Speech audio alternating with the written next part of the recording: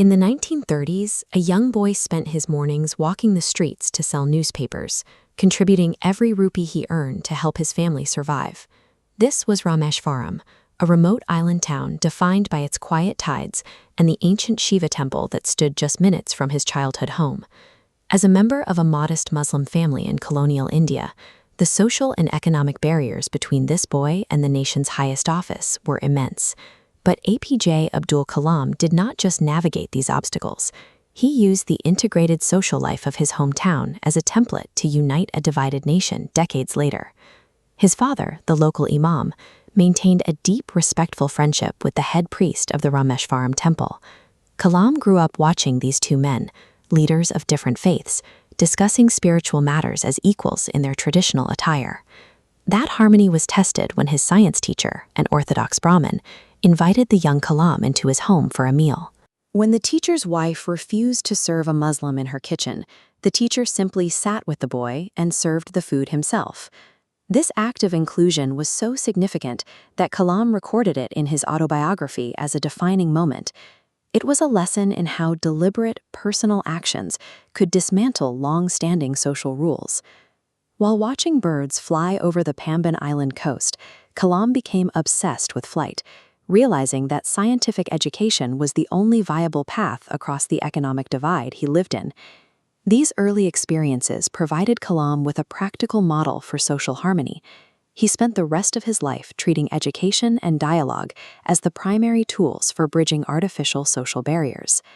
Transitioning into his adult career, Kalam entered an aerospace sector that was almost entirely dependent on foreign technology and expertise.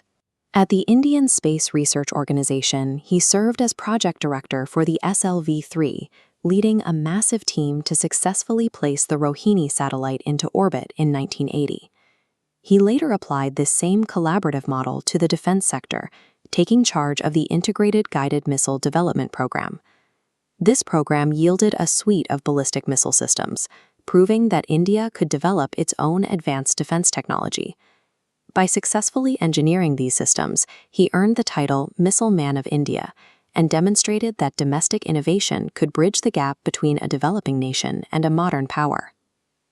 The 1998 Pokhran-2 nuclear tests became the most secretive and high-stakes project of his entire career.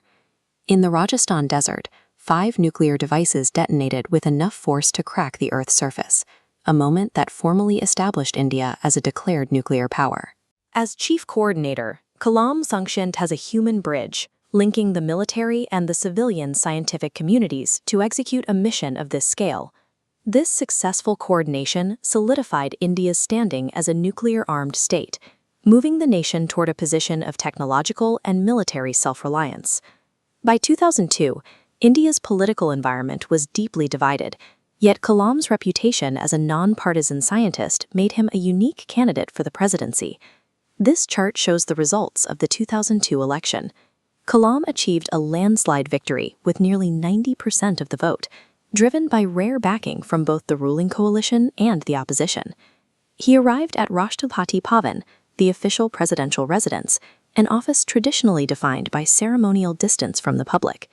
He changed this culture by physically opening these elite doors to groups of ordinary citizens and thousands of schoolchildren. This level of accessibility, rarely seen in the history of the presidency, earned him the enduring title of the People's President. Even in office, he maintained his independence, visiting riot-affected regions to advocate for reconciliation and sending legislation back to Parliament when he felt it lacked objectivity. After his term, he bypassed lucrative corporate roles to return to his first passion, teaching the next generation. In 2015, he spent his final moments on a stage, collapsing while delivering a lecture to students at a management institute. He left behind a legacy that combined high-level science with a simple spiritual commitment to his country. From the shores of Rameswaram to the peak of the presidency, Kalam's journey illustrates the power of lifting others as you rise, using science and statecraft to bridge the gaps of a divided world.